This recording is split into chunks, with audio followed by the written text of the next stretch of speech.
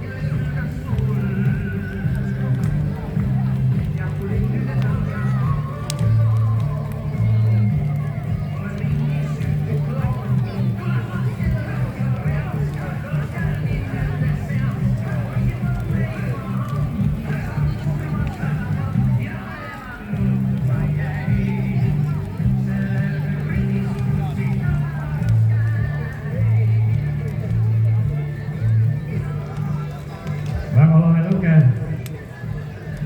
Olge siis tähelepanelikult ja hoidke pisematelt silm peal, et lõkke lähedale ei läheks keegi. Ohutus eelkõige, et kellegagi midagi ei juhtu.